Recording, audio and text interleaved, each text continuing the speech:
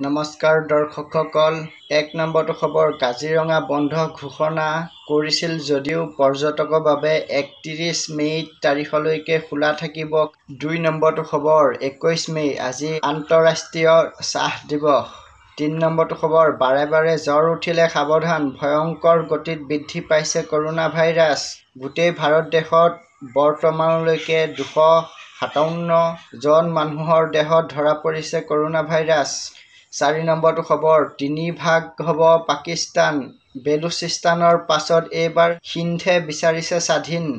মানে কেইদিনমানৰ আগত পাকিস্তানৰ ৰাজ্য বেলুচিস্তান এতিয়া দেশ হ'ল আৰু পাকিস্তানৰ ৰাজ্য সিন্ধ দেশ হোৱাটো বিচাৰিছে সিন্ধ জনতাই আৰু অলপ দিনৰ পাছত পাকিস্তানখন বহুত সৰু হৈ যাব। ৫ নম্বৰটো খবৰ অসমৰ প্ৰতিখন জিলাই জিলাই বিদ্যুৎ চুৰিৰ বিৰুদ্ধে বৃহৎ অভিযান চলাইছে APDCLৰ একশ্যন আৰম্ভ। অসমত বিদ্যুৎ চুৰি কৰা সকল সাৱধান, কেনেবাকৈ ধৰা পৰিলে ১০০০-২০০০ নহয় লাখ টকা জৰিমনা ভৰিব লাগিব।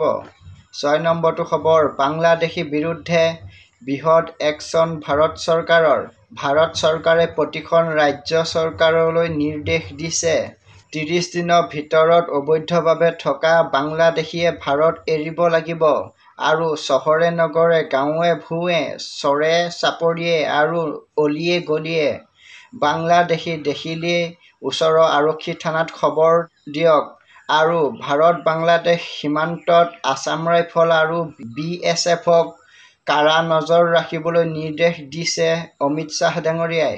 ৭ নম্বৰটো খবৰ মন্ত্ৰী জয়ন্ত মল্ল বৰুৱা ঘোষণা গুৱাহাটী নলা-নৰ্দমা সমূহ বহল কৰা হ'ব আৰু গুৱাহাটীৰ অতিৰিক্ত পানী দীপৰ বিললৈ নিয়া হ'ব। ২ নম্বৰটো খবৰ চৰকাৰী ঘৰ তালিকাত আপোনালোকৰ নাম অহা নাই নেকি?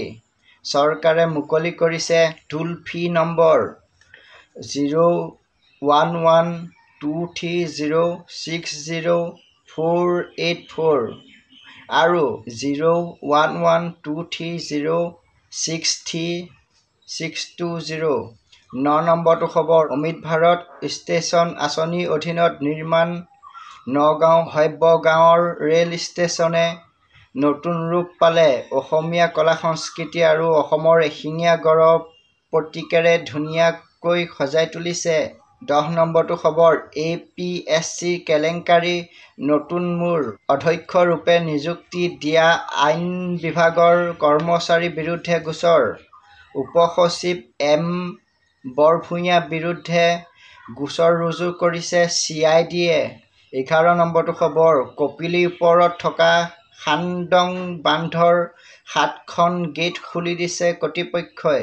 আজিলৈ বাতৰি ইমানেই আছিল।